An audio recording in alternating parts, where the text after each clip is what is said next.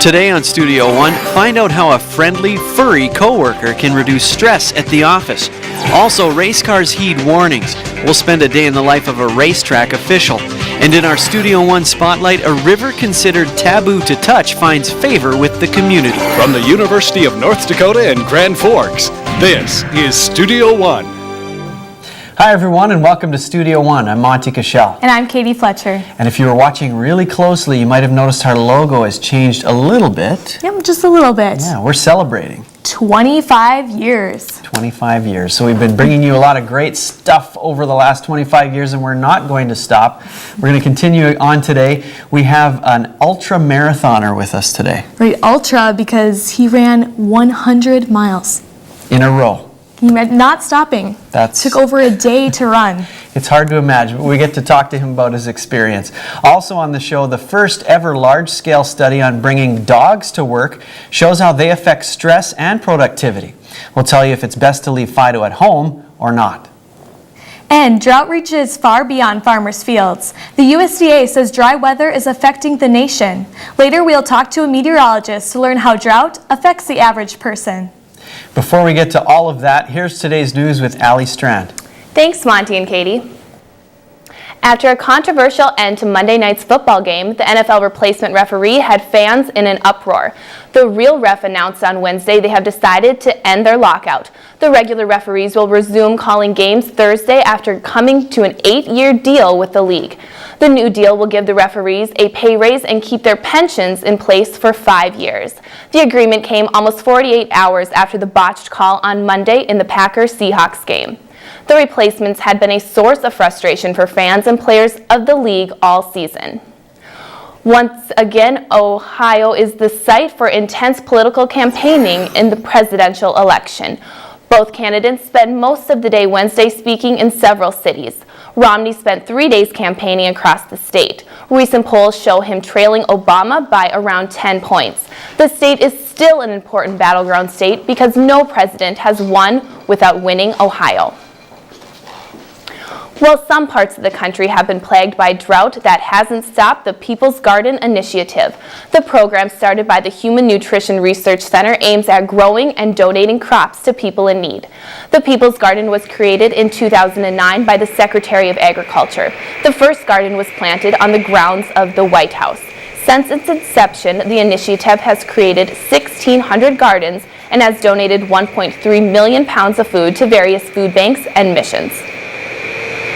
When we take it to the mission, everyone is so excited. They come out to the vehicles to help haul it in. And even a large zucchini, I asked them, "You sure you want this?" And they said, "Oh yes, we'll do something with it." The People's Garden in Grand Forks, North Dakota has donated 700 pounds of food. They hope to reach 1,000 pounds by the end of the season. Many kids remember playing with G.I. Joes, watching battle movies, or even playing Army on the playground. Now childhood dreams are coming true with the help of a Minnesota business, Drive a Tank. Visitors can drive an actual Army tank on a pretend battlefield, crush cars, and shoot military-grade machine guns. The company says the experience appeals to everyone, from bachelorette parties to corporate retreats, and even anniversaries. The owner of Drive a Tank got the idea on a visit to England and decided to bring the experience home with him. For some, the stress at the end of a workday is often countered by the greeting of a furry friend. Workers might have more incentive to bring their loyal companion from home to the office. Tape measures, garments, and pins take up a big portion of Jo Lord's working hours. Go ahead and put your arms on your sides. Her job as the owner of a bridal shop can get tense, but a small canine colleague helps improve the job satisfaction. If I don't bring her a day for some reason, people stop by and say, "Oh, where's Bugsy?" Research done by Virginia Commonwealth University shows dogs in the workplace can reduce stress and be therapeutic. And it doesn't even have to be your pet. It just even have a pet around where you can kind of go decompress. Someone that actually cares where you showed up every day. The study published in the International Journal of Workplace Health Management shows that the presence of a puppy encourages collaboration and increases productivity. Studies show that bringing pets to the workplace is actually a brilliant marketing strategy. It enables customers to interact with dogs like Bugsy and bring a positive atmosphere. Researchers also say that dogs spark conversation among employees, and it has a calming effect. I think a lot of it probably comes down to us as human beings. We're very tactile, and we like touch and feel and those sensory type things. Past discoveries support Mullabrook. Interaction between dogs and humans increase levels of oxytocin, the same hormone that bonds mothers and babies. She did so well, and when people walked in and saw her, everyone just kind of melted. Between the hours of 9 and 5, a dog can be a man's best colleague. With photographer Olivia Fox, I'm Cecilia Engseth, reporting for Studio One. Google is a self-declared dog company, along with other major corporations like Amazon. Dogs are welcome with their owners every day. And that's the news for now. Monty and Katie. Thanks, Allie. I'm pretty sure we need a studio dog. I agree. I wouldn't mind seeing a pair of, those puppy eyes watching us. Yeah, we should do that. All right, well, it's time now for the weather news. Let's go to Stephanie Waldroff. Thanks, Katie and Monty. The United States has been experiencing some very nice weather for the past couple of days and for the next couple of days as well. Now, that is because of something that is called the omega blocking pattern. And basically what this is when a high pressure system is sandwiched in between two low pressure systems. And the sandwiching effect causes the high pressure system and the low pressure systems to not really move very fastly, and that is what causes the extended period of nice weather. Now, if you're being affected by the high pressure system, what you can expect to see is clear skies and lots of sunshine and calm winds, a little warmer than average temperatures on the west side of the high pressure system, and then a little cooler than average temperatures on the east side of the high pressure system because of the cold air coming down from Canada. Now, if you're being affected by the low pressure systems, you can expect to see a lot of cloud coverage throughout the time period, possibly some rain showers, and maybe even a thunderstorm or two. Now, looking ahead to the next week, temperatures are going to be warmer down in the southwestern part of the state, just a little bit warmer air coming up from Mexico, and then also a little bit cooler throughout much of the Midwest as some air from Canada is going to come down. Now, precipitation-wise, you're going to see the effects of that omega blocking pattern as much of the west and midwestern part of the United States is going to be experiencing dry conditions because of the high pressure system that is set up over the area. But in areas that are being affected by a low pressure system, you are going to see wetter than average conditions and possibly some rain showers. Now, later on in the show, we are going to have a package about pumpkins, and that brings us to our weather question of the day around which holiday is the best time to plant pumpkins. A, Mother's Day, B, Memorial Day, C, Father's Day, and D, Independence Day. And this question is aimed at the northern part of the United States, as it does vary throughout the United States. All right, thanks, Stephanie, for that weather information. Yeah, I noticed one of the choices wasn't whenever you can get around to planting the pumpkin seeds. Right, which is probably what everyone's planting day is. Most people. All right, it's time now for some sports highlights. Brian Gendro is here to serve them up for us. Well, thanks, Monty and Katie. Tennis is a sport of finesse as well as power, and with power comes an array of audible sounds. The grunt has grown more prominent over the years and now is becoming an issue. The grunt is caused by the exhale of breath that comes after striking the ball.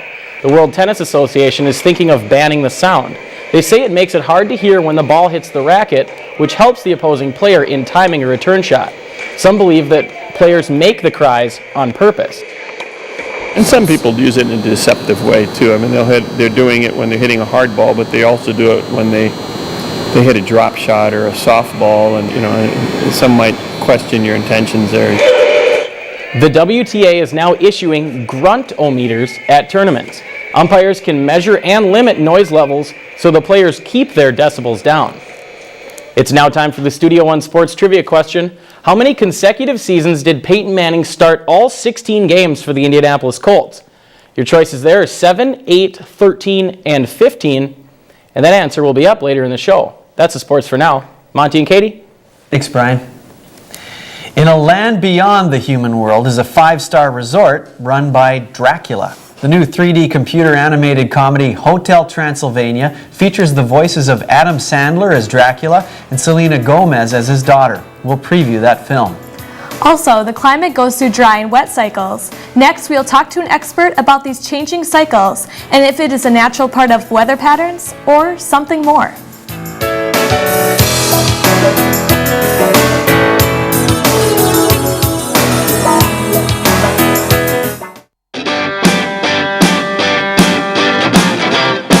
Life is busy, but many professionals are finding ways to advance their career with a Master's in Business Administration at the University of North Dakota. Students attend UND online and on campus.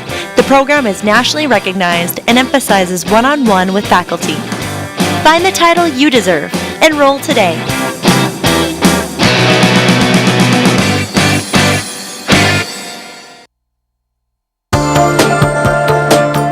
At the University of North Dakota College of Engineering and Mines, classes have real-life application. Mentors guide students. Our work improves quality of life by answering tough questions with creativity and innovation. The University of North Dakota College of Engineering and Mines, training tomorrow's engineering and geology experts today.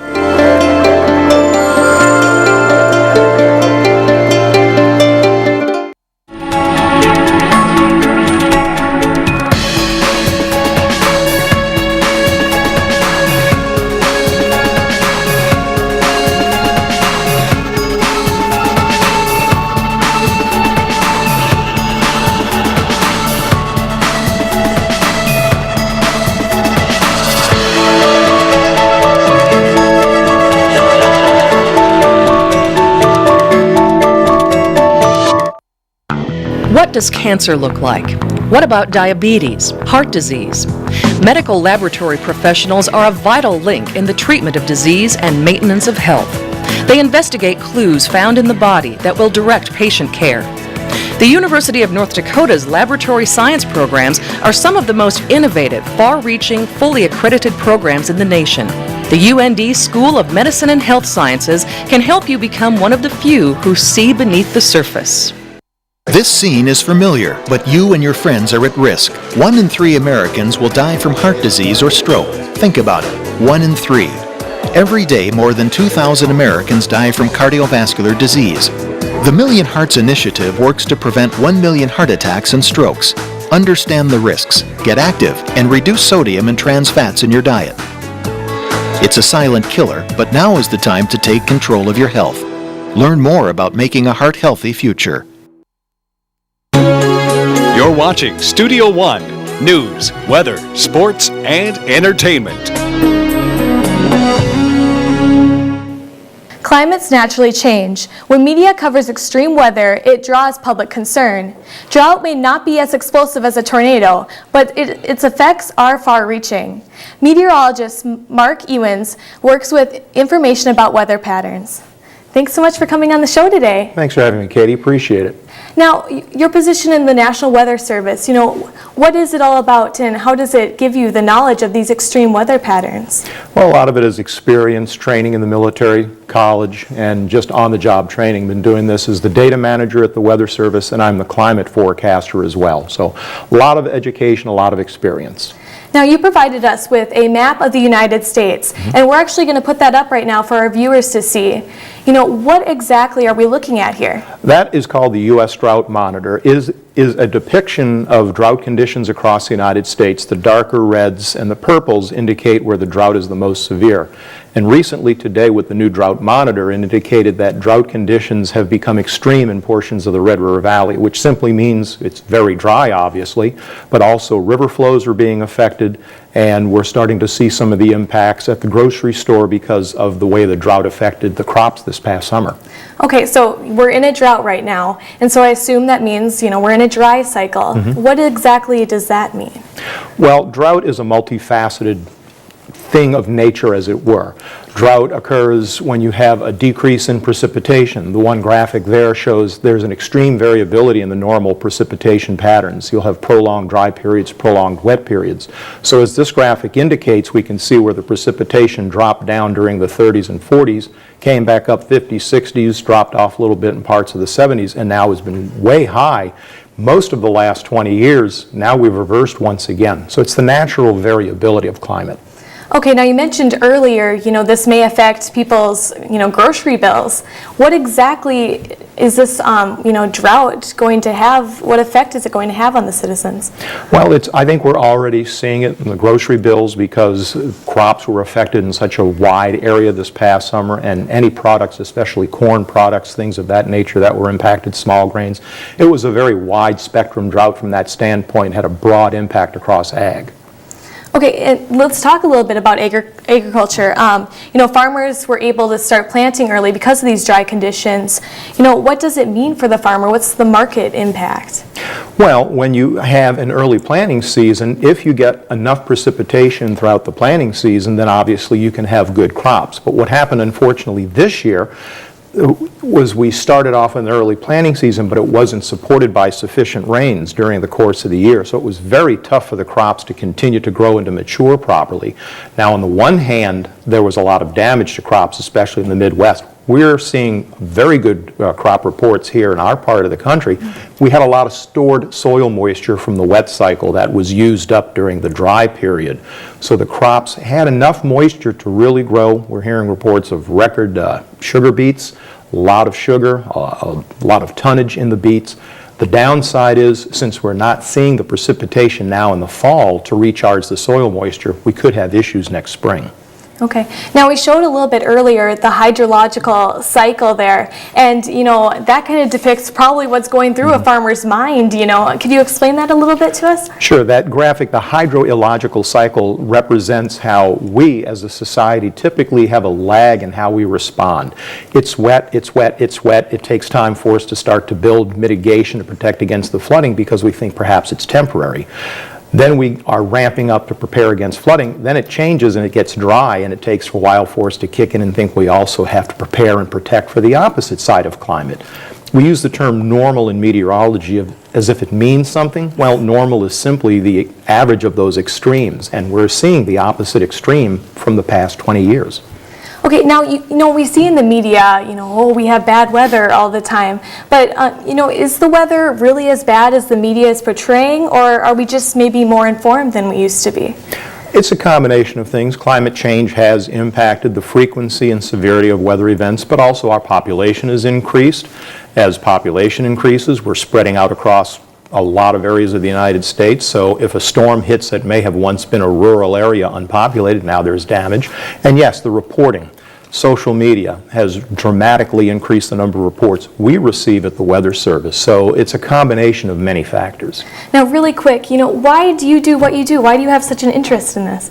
I grew up in New Orleans, grew up in hurricane area. I just loved it. There was just something about the weather that grabbed me when I was a young boy, and I've followed it for almost 40 years now.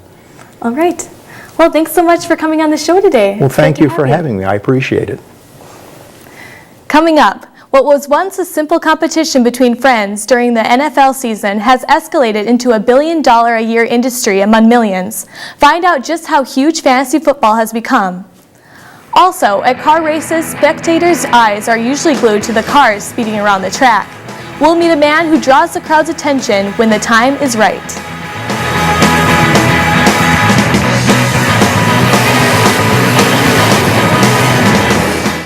Studio One closed captioning is underwritten in part by Options, your disability information source.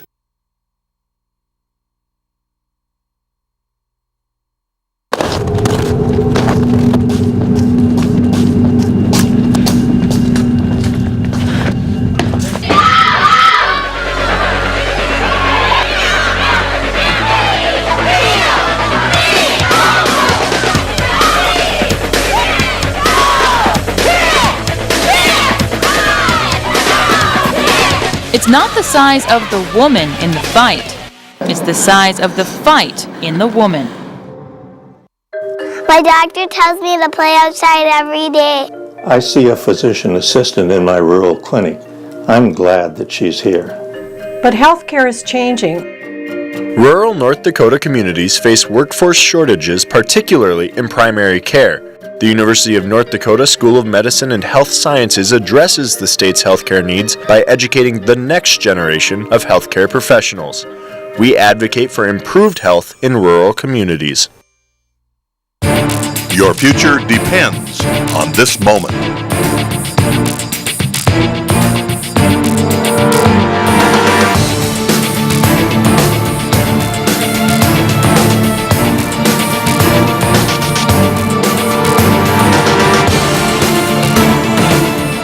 Take the path that leads to your future.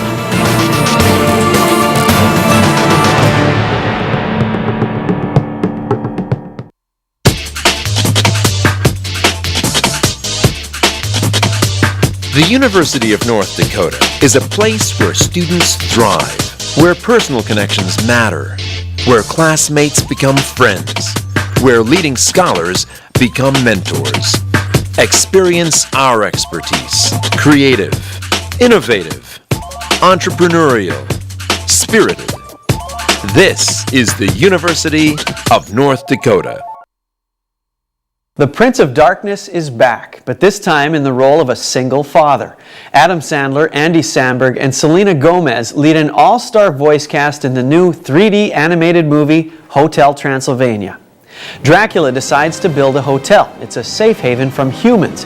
When his daughter Mavis reaches her 118th birthday, a young human named Jonathan enters the hotel. He's voiced by Andy Samberg. Mavis and Jonathan quickly become friends, and Dracula will stop at nothing to keep them apart. Samberg says he often practiced comedy with his childhood toys. So doing voiceover, for animated stuff is pretty much just straight back into my bedroom at age 8. The filmmakers wanted to try to make the audience feel like they are part of the hotel. The animation crew also say they ate 648 Twinkies during production. Hotel Transylvania is rated PG and opens in theaters September 28th. Now it's time to look at the events happening in your area.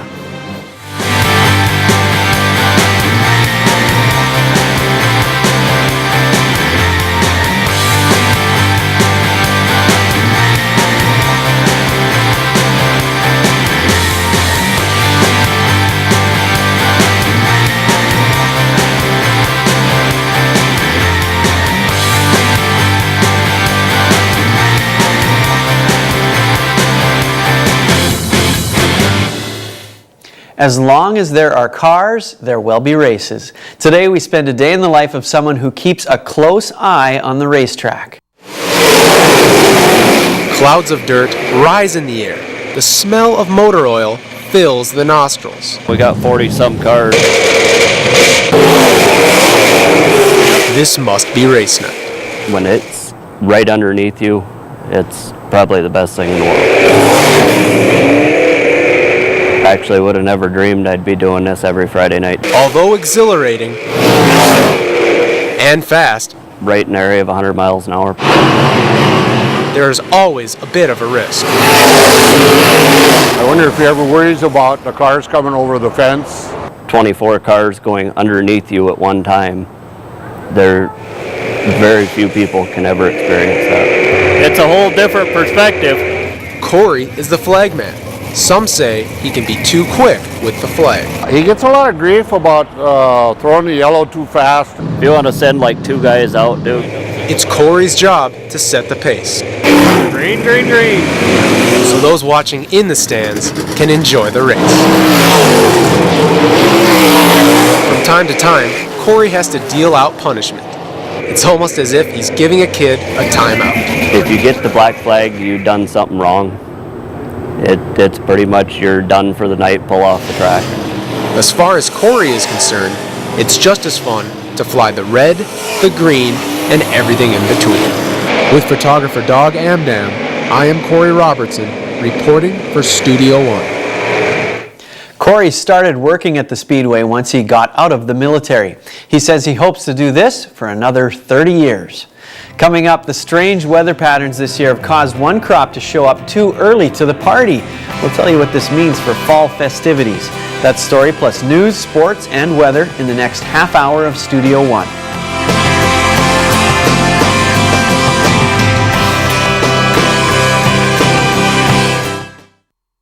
Closed captioning for Studio One is underwritten in part by NDAD, helping others to help themselves.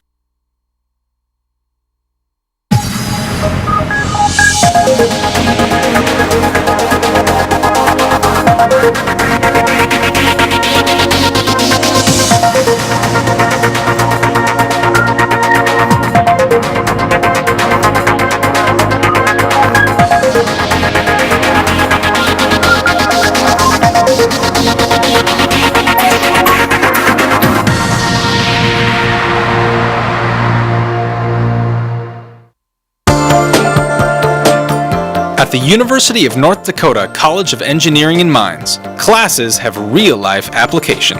Mentors guide students. Our work improves quality of life by answering tough questions with creativity and innovation. The University of North Dakota College of Engineering and Mines, training tomorrow's engineering and geology experts today.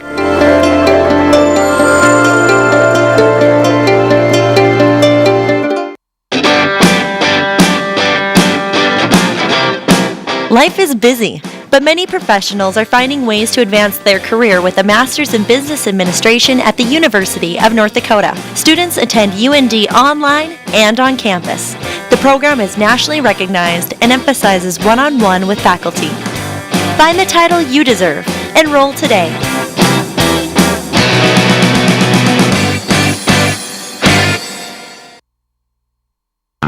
What does cancer look like?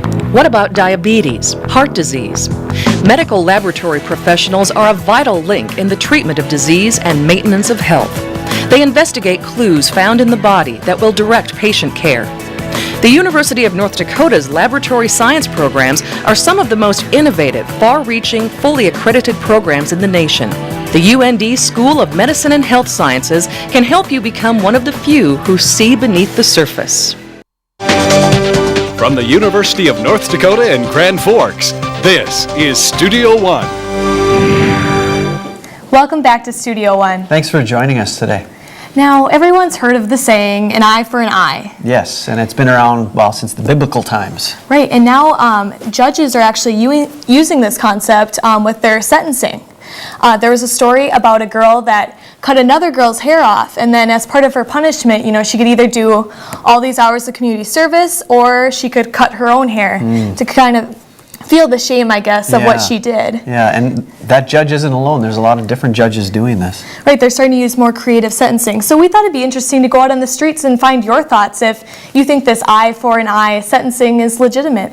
So those answers are coming up. Also in the next 30 minutes on Studio One, young college graduates often seek excitement and adventure for their next step, but a new analysis shows their best bet might be to start in the rural states. Also, many people can't fathom running a marathon, let alone swimming it. We'll take you on an extreme race where swimmers face the challenge of 26 miles in flowing water. And most people are happy when they reach their fitness goals. Later we'll meet a man who sets goals most people wouldn't dream of. But first, here's today's news with Allie Strand. Thanks, Monty and Katie. Syrians are fleeing the violence in their war-torn country. The United Nations believes the number could skyrocket to 700,000 refugees by the end of the year. The humanitarian organization is appealing for nearly $500 million to aid toward the refugee camps. The conflict arose in March of 2011 after rebel fighters revolted against the Syrian president. The United Nations estimates that between 2,000 and 3,000 people are fleeing the country every day. Despite a divide among the UN Security Council, the international community hopes to overcome differences to help those suffering from the crisis. After $34 million in renovations, algae is growing in the Lincoln Memorial Reflection Pool. The cause of the sea of green is water coming in from the tidal basin. Officials plan to fix the excess algae by increasing the level of ozone in the water. The setback comes less than a month after the memorial opened after being closed to the public since 2010. Across the nation, many freshmen are taking their first college classes. One course is being used by universities nationwide to help students better encounter temptations they'll meet at college. All incoming freshmen must now take an online alcohol awareness course. Institutions hope the 20-minute-long course will increase the students' awareness on the effects of alcohol. The module asks questions about drinking patterns and drinking behavior. It also educates students on the role family history has when it comes to alcohol abuse. It is a door opener for parents to be able to have conversations with their students about alcohol. And that's not an easy thing to do with someone who's an adult, 18, they're moving out on their own. So far we've had really positive reactions. At the University of North Dakota, students are blocked from signing up for classes spring semester 2013 if they fail to complete the course. The loss of a loved one can be agonizing, often making a visit to their gravesite a heavy-hearted experience. But now there's an app for your smartphone that can help you keep the memories alive. Several companies have developed a series of aluminum stickers that can be applied to tombstones. By scanning the QR code on the tab, friends and relatives can pull up obituaries and information on the deceased person's life. The service can be accessed away from the cemeteries as well. Families control what information is connected to the QR code. When college graduates take that next step in their journey, the Midwest may not be the first place that comes to mind, although the numbers show that America's youth may want to consider this road not typically taken. Jobs these days can be few and far between. The Bureau of Labor Statistics says that the unemployment rate for adults ages 18 to 24 is at 17.1%. As young professionals start looking for jobs, they may want to consider heading north, all the way to North Dakota. You know, North Dakota in itself is kind of a community. An exclusive analysis of several economic and lifestyle factors by MoneyRates.com has put North Dakota as #1 for young professionals. Everyone from North Dakota is nice. North Dakota nice is, you know, what I've heard. That's kind of the motto, North Dakota nice. Besides having the reputation of a nice state, North Dakota pulled in the highest ranks in a number of categories. They range from cost of living to the healthfulness of the state, meaning those who prefer mornings in the gym as to nights out on the town. You might have to take the lower paying job right out of college, but when you compare it with the cost of living and the opportunities for even happiness, it may be well worth that. Some say the community feel of North Dakota can help when it comes to finding that job straight out of college. You know, your networking in North Dakota, you should be able to come up with a pretty good list of people that you can kind of fall back on if you are having kind of some trouble finding a job, or they might be able to find a job for you. Whether it's for the friendly folks or the possible dream job that could await you, North Dakota could be the perfect place to call home. South Dakota, Iowa, Montana, and Nebraska were the next states that came out on top for young professionals. And that's the news for now. Monty and Katie. Thanks a lot, Allie. Well, I know especially in western North Dakota right now, there are a ton of jobs. Just with the oil boom and things going on there. It's definitely good to know that there's jobs out there. All right, well, it's time now to go to the weather news with Stephanie Waldroff. We're going to learn about some dramatic weather events that have happened in China. Thanks, Katie and Monty. And yes, China has been through a lot the past couple of months, actually.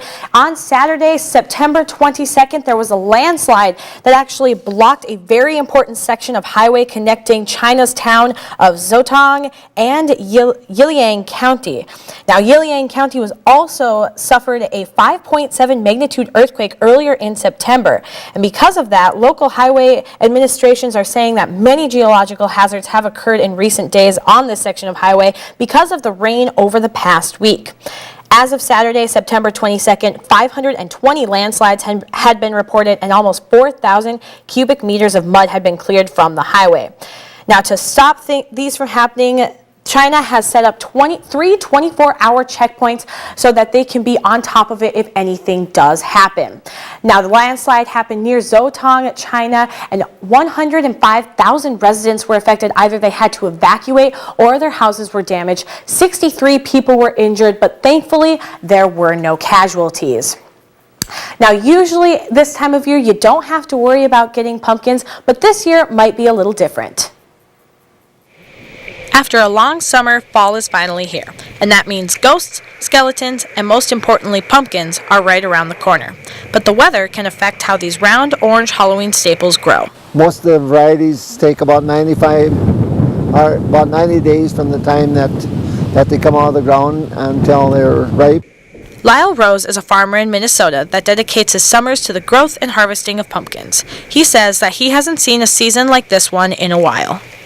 Usually around this time of year, pumpkins are smaller and green like this one. But this year, things are looking quite a bit bigger. A lot of the pumpkins are much bigger than what normal, and they matured a lot quicker than they normally would. One of the main reasons for their rapid growth is the above average temperatures all summer. Rose says the pumpkins are 2 weeks ahead of schedule. This early harvest can be cause for concern for the pumpkin's national holiday. As it cools down now, the pumpkin's got a good skin on them, and so they'll hold without decomposing. Even though the pumpkins are showing up a bit early to the party this year, they'll be around to celebrate.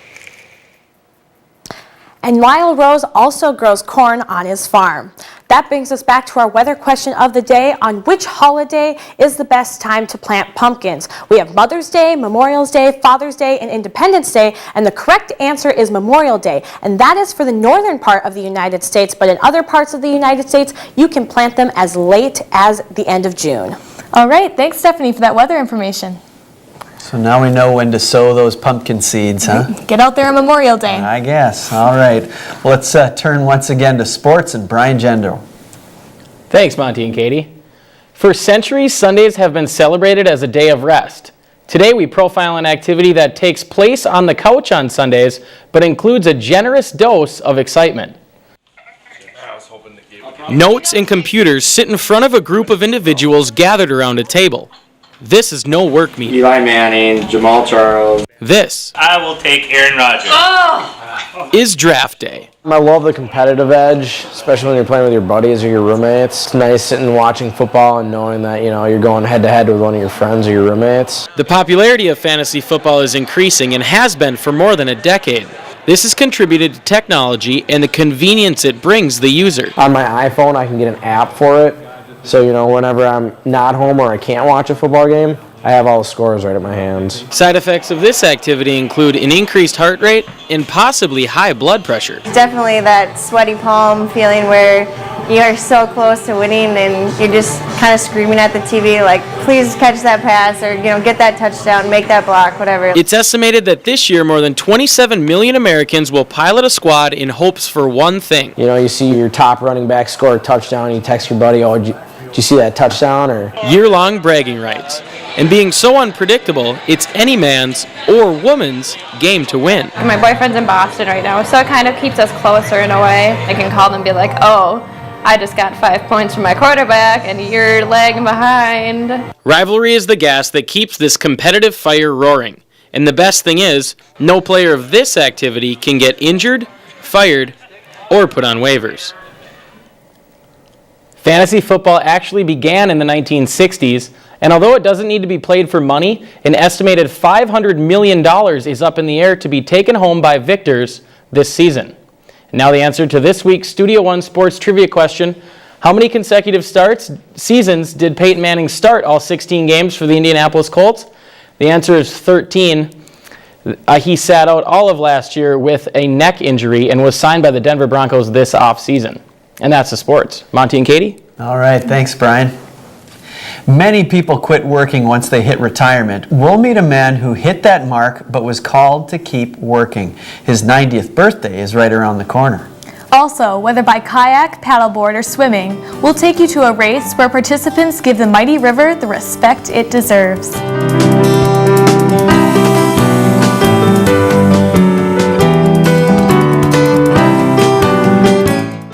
This scene is familiar, but you and your friends are at risk. 1 in 3 Americans will die from heart disease or stroke. Think about it. 1 in 3. Every day, more than 2,000 Americans die from cardiovascular disease. The Million Hearts Initiative works to prevent 1 million heart attacks and strokes. Understand the risks, get active, and reduce sodium and trans fats in your diet. It's a silent killer, but now is the time to take control of your health. Learn more about making a heart-healthy future. At the University of North Dakota College of Engineering and Mines, classes have real-life application. Mentors guide students. Our work improves quality of life by answering tough questions with creativity and innovation. The University of North Dakota College of Engineering and Mines, training tomorrow's engineering and geology experts today.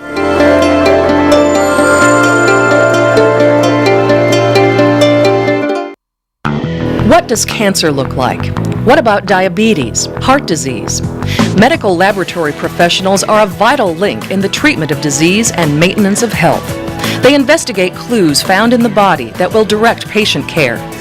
The University of North Dakota's laboratory science programs are some of the most innovative, far-reaching, fully accredited programs in the nation. The UND School of Medicine and Health Sciences can help you become one of the few who see beneath the surface. Most people don't know what it's like to be an entrepreneur. My time clock is around the clock. My ideas are fresh, but they need research and development. My business plan includes marketing strategies, legal documents, and a budget. My startup became possible through mentorship, hands-on experience, and learning from experts in the field. The Center for Innovation has contributed to more than 400 University of North Dakota student startups. Come with an idea. Leave with a business. You're watching Studio One from the University of North Dakota in Grand Forks. Many rural churches are watching their congregations shrink. Much of the young rural population moves to urban centers. One man helps his church keep the congregation coming. There is still 30 minutes left before the service starts at the Kongsvinger Church. Oh, good to see you. Thank you. Good to see you too. Harvey Hoiberg goes to church every Sunday. It's all a lot of fun. I enjoy it. I really enjoy it. Hallelujah. This church is very family oriented. We tend to flock together as a hen with chickens or something. Harvey does more than simply come to the service. John chapter 15. You shouldn't go into being a pastor unless you feel you have a call to do so. And I felt I had a call to do so when I was maybe about 12, 13 years old. The congregation knows the pastor, and the pastor knows the congregation very well. It's very much a personal basis. It's so good to see you. When most people retire, they might buy an expensive car or move to Florida. But Harvey Hoiberg was different. As I was on my knees planting carrots of all things, something came upon me that said, they're going to come from Kongsvinger and ask you to take to church. After being a part of the church for nearly 15 years, Harvey has a special day coming up. I'll be 90 years old. Despite his age, Harvey's love for the Kongsvinger Church never dies. They come here every Sunday. In the wintertime, maybe we'll have 1 or 2 Sundays we can't get here. And as long as people keep coming, Harvey Hoiberg will continue showing up 30 minutes before each service to greet you at the door. The original church was built in 1887. After being struck by lightning in 1931, a new structure was built the next year. The modern court system is getting creative. A Utah court used an unconventional ruling after a 13-year-old cut a 3-year-old's hair. The judge ruled to cut back community service if the teen agreed to cut her own hair. Though these shameful sentences are more common, some debate whether they are effective. We wanted your thoughts on eye-for-eye court sentences. In a way, it is unconventional, but it all comes down to it is eye for an eye. I think the shameful punishment is definitely something that could work, depending on the crime, obviously. Yeah, I suppose it does in some cases. It all depends on the individual. Carrying out a sentence that you did on somebody else, I think that's just a little awkward and weird. I just stay with the original. An eye for an eye just goes back to kindergarten. It's like 2 wrongs don't make a right. I think they can be used because I think people will learn a better lesson if you do that. I don't know, other times it seems kind of harsh, but I think it really depends on the situation. Because my background is in the law, I feel that those eye for an eye punishments are just not effective. Flood season in the Red River Valley can be a dangerous time for the use of river recreation. But what happens during the summer months when the river is calm? One group of individuals took to the riverbanks to find out. This river holds many things. Drinking water for the surrounding communities, opportunities for angling, and on this particular morning, something else. Well, you're nervous. The longest I've swam is 7.35 miles, and I got to go 27. This race is a marathon in the water. There's more than 26 miles between Grand Forks and the finish line in Oslo, Minnesota. To put that into perspective, that's like going down and back in an Olympic-sized pool like this one 927 times. What you're thinking about is the right nutrition, you're thinking about the right hydration, you're thinking about whether your shoulders can stand 27 miles. In terms of the distance for the swimmers, second longest race in the country. And it's right here in Grand Forks on this river that all the locals fear and think is dirty. Being from Grand Forks, everybody has this fear of the river, and the river is dirty and the river is dangerous. Yeah, there's jokes about, oh, you're going to grow a third eye or an extra arm or all this kind of stuff. I found it the water very clean. I was quite surprised. I could almost drink from it. I really had no issue. I mean, the currents were normal. There were no catfishes, biting my toes off. Exposure like this might be just what the river needed to clean up its dirty reputation. We're living on the prairie. You're going to have, our rivers are going to carry a lot of sediment, but the water was beautiful. The bank is beautiful, and there was hardly any pollution. I don't think I saw any garbage and litter. So they are now coming up here. They're loving this event, and we're going to have all these people that will tell the people of Grand Forks that this is awesome and that we shouldn't fear the river.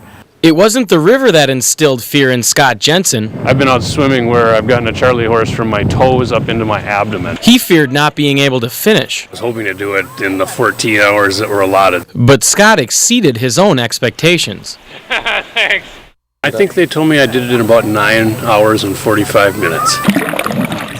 He may swim like a fish, but spending 10 hours in the water is a good reminder why humans are land-dwelling creatures.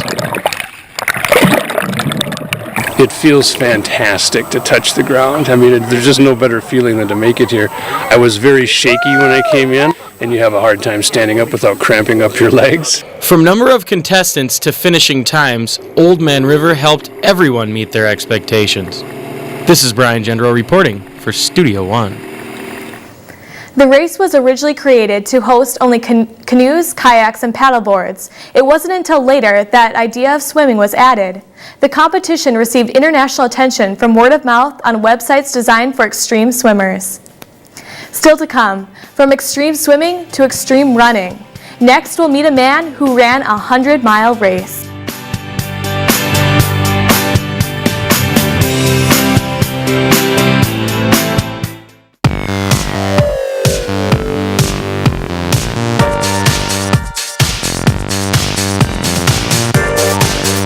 Studio One is a television show produced by students at the University of North Dakota. You can be a part of the graphics team, the marketing team, news team, programming team, production team. Training never ends. You get to produce guests, you get to do the reporting side of it. It's really worth the experience. You will not regret it. This scene is familiar, but you and your friends are at risk. 1 in 3 Americans will die from heart disease or stroke. Think about it. 1 in 3. Every day, more than 2,000 Americans die from cardiovascular disease. The Million Hearts Initiative works to prevent 1 million heart attacks and strokes. Understand the risks, get active, and reduce sodium and trans fats in your diet. It's a silent killer, but now is the time to take control of your health. Learn more about making a heart-healthy future. My doctor tells me to play outside every day. I see a physician assistant in my rural clinic. I'm glad that she's here. But healthcare is changing. Rural North Dakota communities face workforce shortages, particularly in primary care. The University of North Dakota School of Medicine and Health Sciences addresses the state's healthcare needs by educating the next generation of healthcare professionals. We advocate for improved health in rural communities.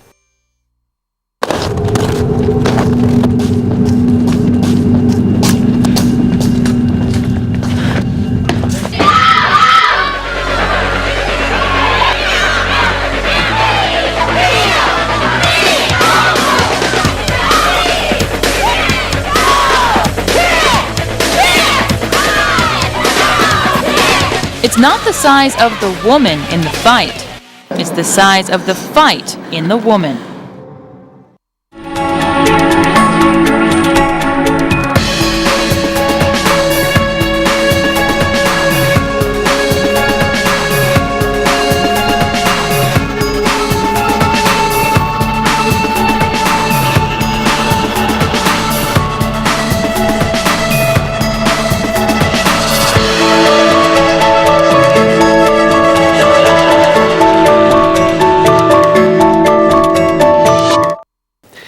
Runners are dedicated to their sport. Some runners make the sport their lifestyle. Ultra-marathon runner David Euler recently ran a 100-mile race.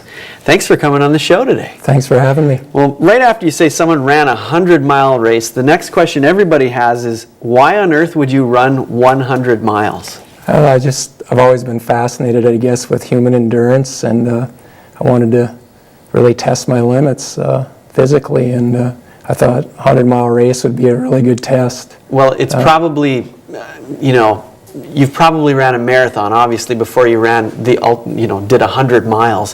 What's the biggest difference between the two? I really think it's the fueling in an ultramarathon. I mean, you really got to keep up on your food intake, your fluids. You got to eat often. Obviously, you're burning a lot of calories in a 100-mile race. So eating and fueling and just, it really becomes mental after 50 miles. So a lot of it's just not physical. It's just mental toughness and not giving up. That's a big part of it. Sure. Well, how do you train for something like this? A lot of it is, similar to what you would train in a marathon program, although ultra programs normally have a lot of back-to-back long runs on the weekends. So you're training your body to run on tired legs. You might do like a long run Saturday, a long run Sunday, to sort of simulate how you would feel in like a race. So that's a lot of the training, a lot of higher mileage runs, longer runs. You're training and getting towards the race day. I mean, is there a part where you're like, maybe I don't want to do this? Yeah, I think the grind of the training sometimes is really as tough as the race itself, just getting out there and knowing you got a long run ahead of you. But I really have been pretty fortunate about being able to put it off in my mind and not really think about it till the day before the race is when the anxiety sort of sits in a little bit. Well, and I've talked to marathoners before, and they have these specific points where, oh, this mile was just a killer for me. And what about your 100-mile race? What was after the first mile, 26th mile, 50th mile, do you remember certain points that were tough? Yeah, there was some tough points at about mile 67 is when it really started getting tough. The temperatures really dropped and we weren't expecting it. So our muscles were, we were tired and our muscles got cold. And at that time, you're actually moving fairly slow since you've already ran 60-some miles. Yeah. That was tough. There's a lot of ups and downs. A lot of, you hit a lot of walls, but you got to know if you keep running, you're going to come out of it. And that's really big. Just the determination to keep going is. And we just saw some pictures of you. That was actually a 100K race, not a 100-mile race. But what do you think about on these long treks? I actually don't think about a whole lot. I sort of try to break it down by aid station to aid station instead of focus on running 100. I know a lot of these stations are like 10 miles apart, so just getting to the next aid station and then, just focusing on small goals and, take it that way. That's the only way a guy can do it. Well, you talked about fuel at the beginning here, and how do you fuel your body specifically when you're going through this long process? Yeah, when training, I like to try to find foods that will work. Everyone's different. The standard energy goos and Gatorades and water are good for marathons, but when you run a 100-mile race, you got to actually put real food in your body because you're burning a lot of calories. So while you're racing, you're eating things? Yes, cookies, potato chips. I even had a couple shots of Coke and baked potatoes, peanut butter sandwiches. It doesn't sound absolutely healthy either, the stuff you're eating. What's the point of them? Anything that's going to be instant energy is what you're looking for. And probably like a cheesecake would be really good. Wow. Because you want to get that calories in you, you want the energy. Well, how long did it take you to finish? Yeah, it was like 26 hours and some change on the race I ran. Okay, 26 hours. Now that's non-stop, right? Yeah, other than stopping to refuel, you get back on the trail within 4 or 5 minutes and keep rolling, yeah. No sleeping in between? No. All right. Well, your brother actually ran in this race with you, correct? Yeah. And he passed out. Yeah, mile 75, he really bonked out. I noticed him weaving all over the trail, and he was sort of, basically, he wasn't even really coherent. We got him back to the aid station, and wow. His lips were turning blue because he got really cold, and he basically, it was pretty amazing. He was basically running with nothing left, just on will. Is that common for these races?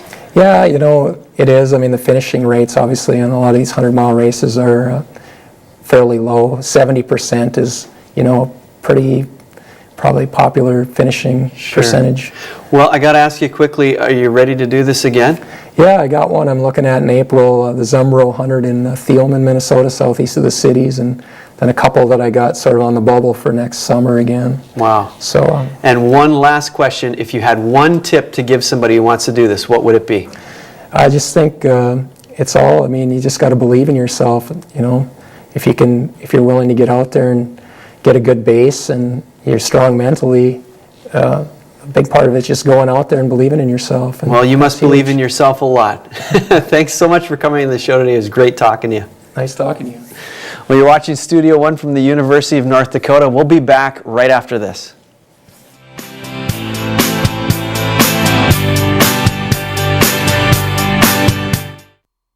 Closed captioning for Studio One is underwritten in part by NDAD, helping others to help themselves.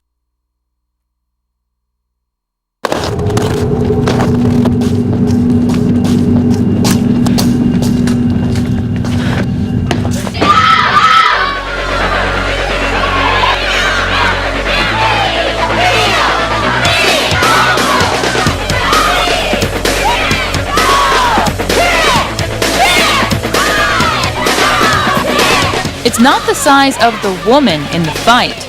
It's the size of the fight in the woman.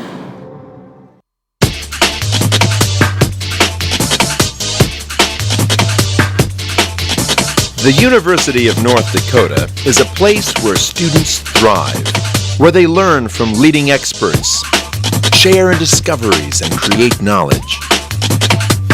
Experience our expertise. Creative, innovative, entrepreneurial, spirited. This is the University of North Dakota. Your future depends on this moment.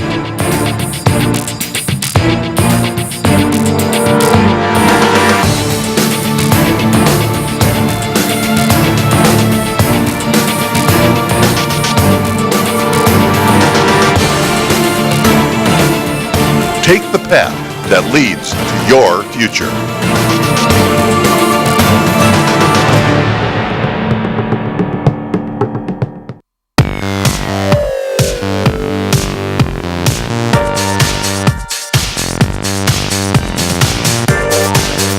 Studio One is a television show produced by students at the University of North Dakota. You can be a part of the graphics team, the marketing team, news team, programming team, production team. Training never ends. You get to produce guests, you get to do the reporting side of it. It's really worth the experience. You will not regret it. Most people don't know what it's like to be an entrepreneur. My time clock is around the clock. My ideas are fresh, but they need research and development. My business plan includes marketing strategies, legal documents, and a budget. My startup became possible through mentorship, hands-on experience, and learning from experts in the field.